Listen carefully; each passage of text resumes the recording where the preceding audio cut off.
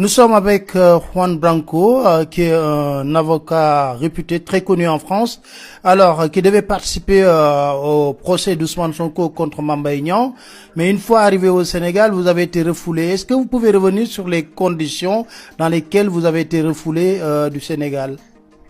Oui, écoutez, cet homme en armes m'attendait à la sortie de l'avion avec une véhémence particulière. Ils m'ont tout de suite voulu prendre mes appareils électroniques et me déstabiliser avec, je pense, l'idée d'inquiétude de ce que les autres passagers puissent réagir.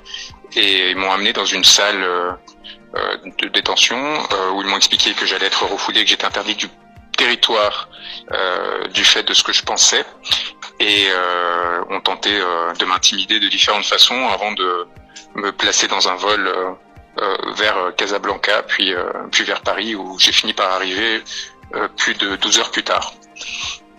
Est-ce que vous n'avez pas été brutalisé? J'ai été intimidé, mais pas brutalisé. J'ai réussi à calmer la situation. Ils ont compris qu'ils n'avaient pas intérêt à aller dans ce sens-là.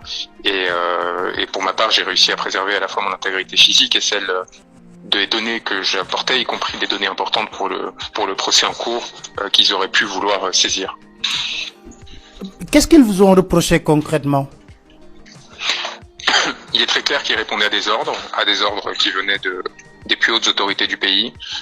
Ils m'ont reproché évidemment ce que vous avez vu dans le communiqué du ministère de l'Intérieur par la suite, à savoir d'avoir parlé de son Excellence le Président de la République comme d'un tyran, ce qui n'est pas tout à fait exact. J'avais affirmé que l'audience permettrait de déterminer si il avait un devenir de tyran ou non, Monsieur Sall, et je pense que c'est un propos qui est non seulement tout à fait acceptable, mais nécessaire à l'exercice d'une défense, et qui se pose encore au regard de la situation du Sénégal. Donc à partir de là, il y a presque un effet de confirmation, vous voyez, où le tyran confirme sa tyrannie en décidant par un fait du prince de renvoyer l'avocat qui est censé défendre son opposant sans aucun argument, sans aucune justification autre que l'intérêt qu'il y trouverait personnellement, évidemment sans respecter une quelconque règle de droit. Donc je pense que ça pose question, que les Sénégalais ont compris que c'était une affaire qui était particulièrement inacceptable, qui atteignait à l'image du pays et qui disait quelque chose de la dérive dans laquelle celui-ci se trouve placé.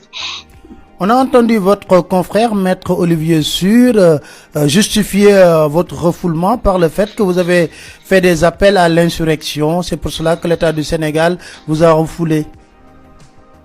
Écoutez, ça m'émeut parce que ça montre la fragilité d'un pouvoir qui a peur des mots d'un avocat, et donc plus généralement du géant au pied d'argile qui est devenu le régime actuel.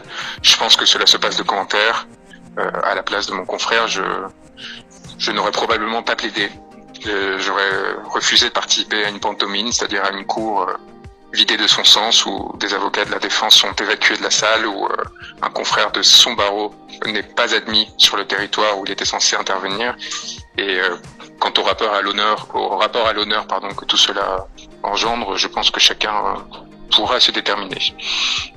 Qu'est-ce qui vous a poussé concrètement à vouloir participer à ce procès d'Ousmane Sonko? Monsieur Sonko m'a sollicité car je pense qu'il avait eu ouï dire de ma défense des Gilets jaunes, d'un certain nombre d'activistes panafricanistes de très haut niveau, et de ma lutte et de mon engagement pour la souveraineté des peuples, en l'occurrence mon peuple français, qui est symétrique à sa lutte à lui pour le peuple sénégalais.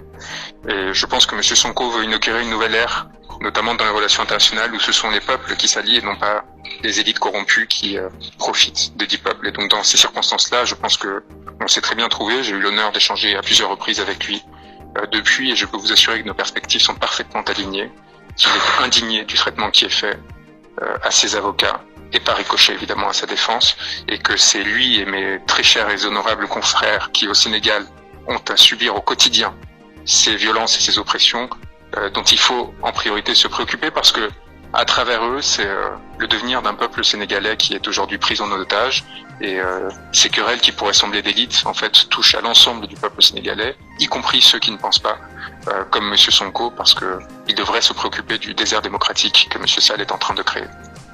Alors, est-ce qu'on peut s'attendre aujourd'hui à que Juan Branco puisse porter plainte contre l'État du Sénégal?